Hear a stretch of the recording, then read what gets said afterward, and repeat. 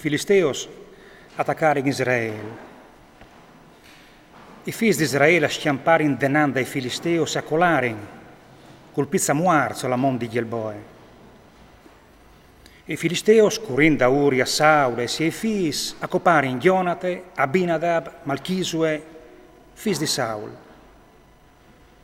Il pes de battaglia plombà dut sun Saul. Gli arciers lo lumarin e il resta ferit di un di loro. Allora Saul disse al suo scudier: tire fur la spada e passimi fur par no che chiste int cence circuncision avegni e mi ridi da ur.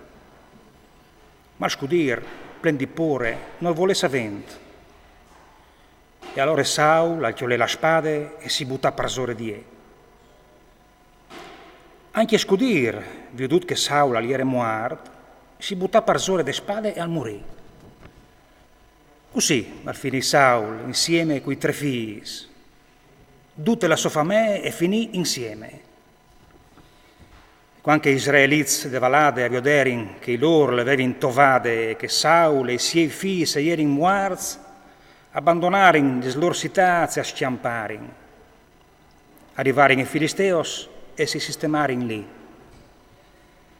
Dall'indomani i filisteos salirono a dispuare i muarti e chiatarono Saul e i suoi figli distirati sulla mon di Gilboe. Lo dispuarono, e chianciarono il chiaf e portarono via le sarmis. E poi dopo mandarono per tutta la terra dai filisteos a contare la vittoria ai loro dius e alla loro int. A metterono le sue sarmis dal tempio del loro dio e la crepe la inclaudarono dal tempio di Dagon. Quando la indi Jabes di Galad a venire a sapere che i filisteos si avevano fatto a Saul, tutti loro vuorir salirono a portare via il quarto di Saul e i quarti dei suoi figli e lo portarono a Jabes.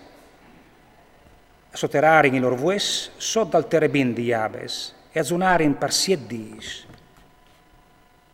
Così Saul al morì, per colpa della sua infedeltà al Signore, perché non aveva voluto ascoltare la sua parola e perché aveva clamato un spirito per interpellarlo.